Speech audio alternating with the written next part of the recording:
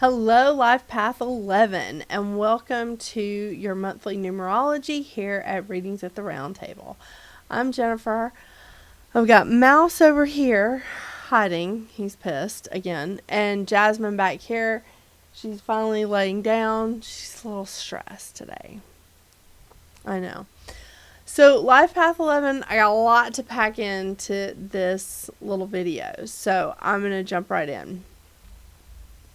So, this is again for a reading for April 2023. This is a great month. March 2023 was a game changer month, right? Lots of big changes astrologically speaking, changes that affected all of us. And so we had Pluto, Saturn, Mars, Venus. Like, everybody was on the move. Mercury is always on the move, but, there was a lot going on. Mercury actually moved 3 times in 1 month in March.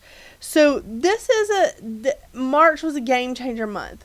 Big stuff happening, especially with Pluto and Saturn moving. April is a little bit different.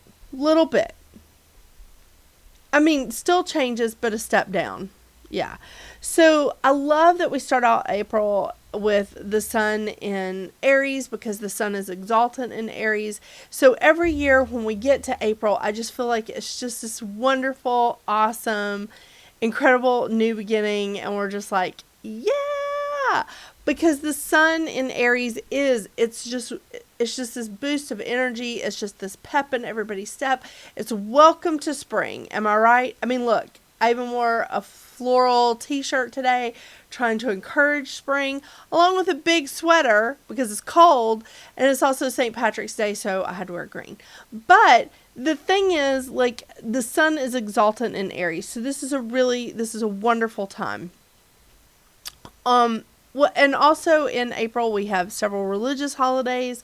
Passover, Easter. We also have Earth Day, which I think everybody should be celebrating, but it's just one woman's opinion.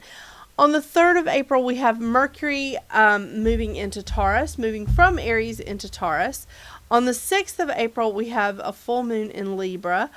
On the 11th of April, we have Venus leaving Taurus, where it rules and is happy, moving into Gemini. Not that it's unhappy in Gemini.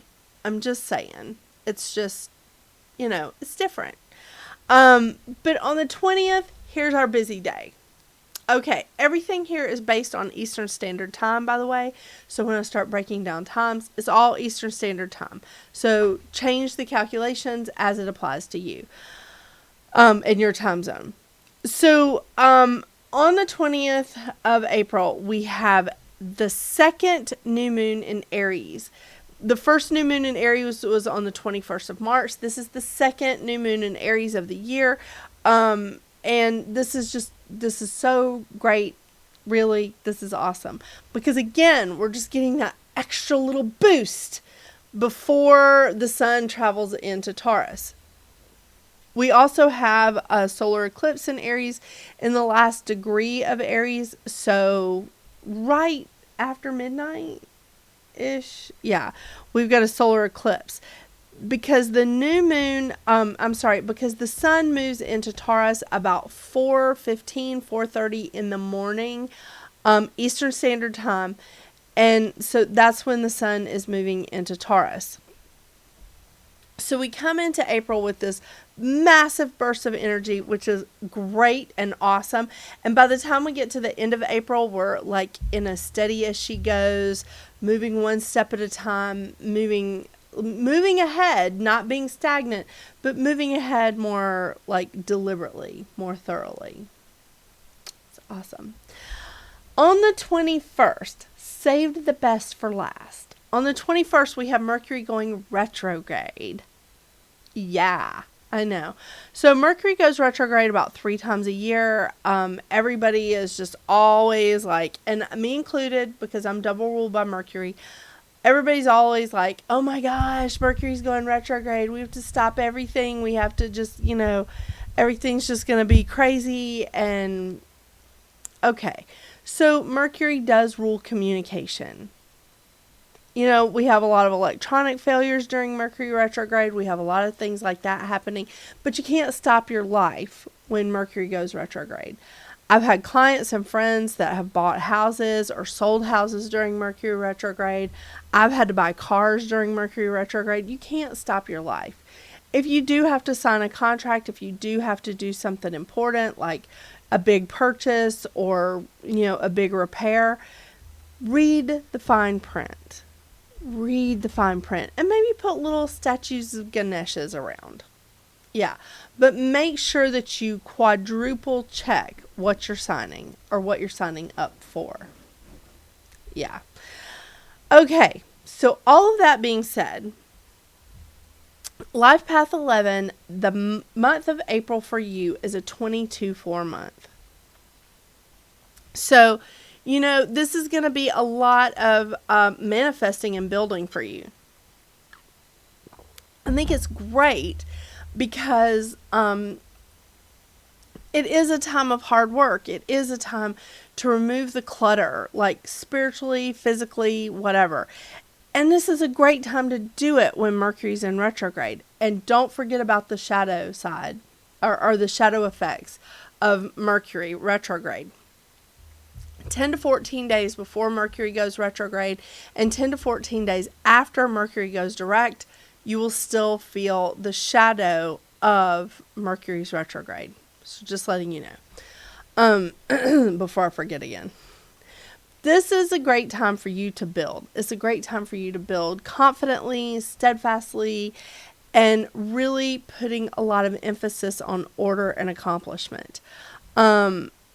This is a great time to be systematic, industrious, and very constructive. This is a real time of building friendships, businesses, families. It's an awesome time to add on to your house. But this is a time to take one step after another with patience and being open-minded. I know. It is also a time to invite in some imagination. Yeah. Because a 4 can lack imagination. The 22 side of this, Life Path 11, is healing. It's healing within your own world.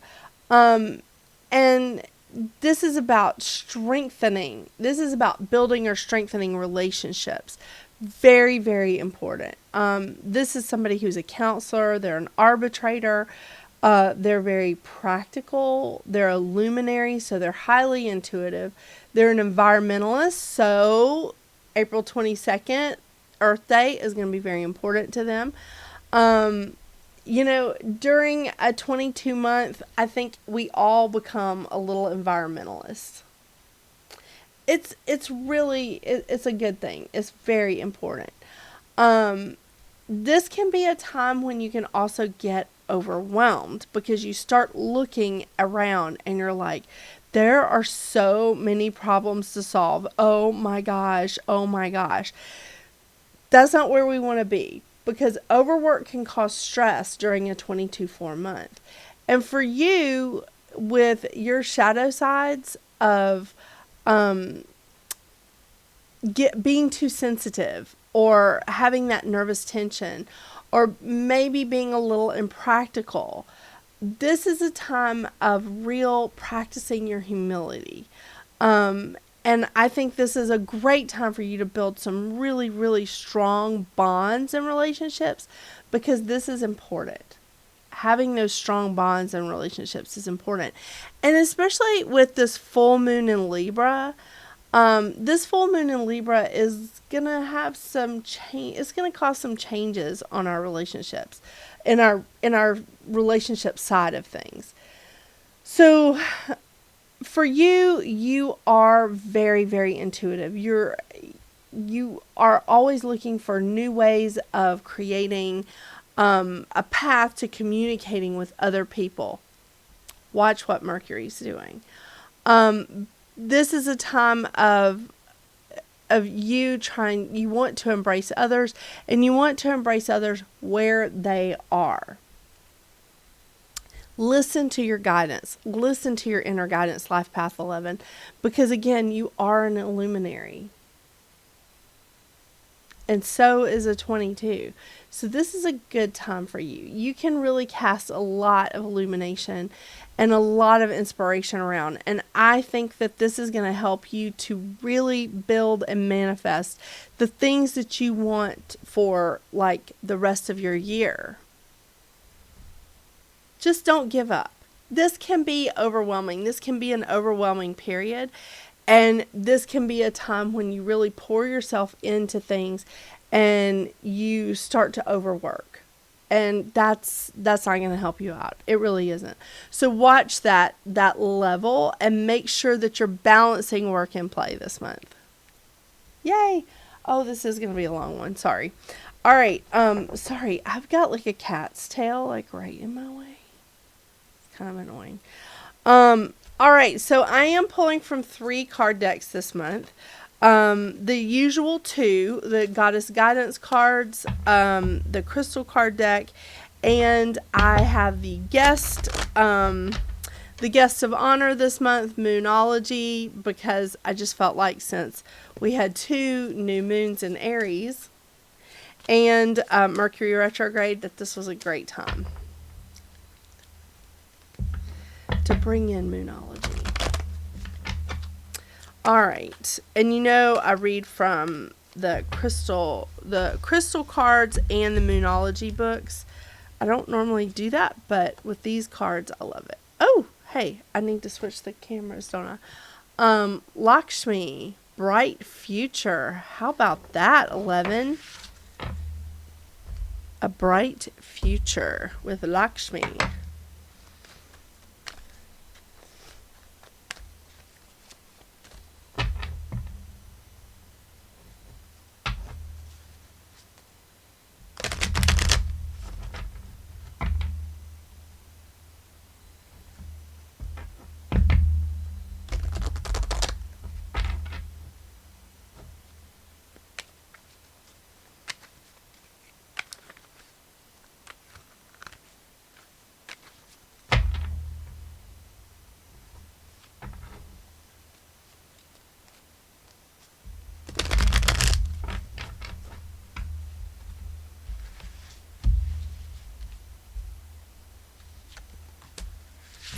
Ooh, hematite, grounding. You know, this is a good time, too, to get grounded. Because with the sun moving into Taurus, it's a fantastic time to get grounded.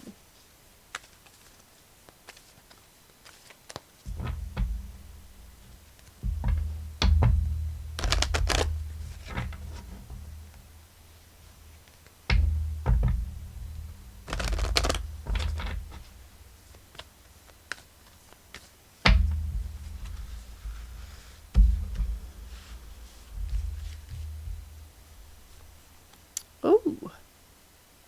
New moon in Aquarius. Bring love into the situation. I like that.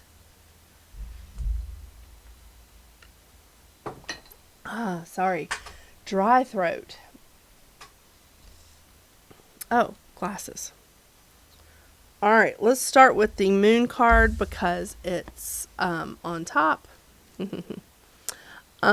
Bring love into the situation. New moon in Aquarius.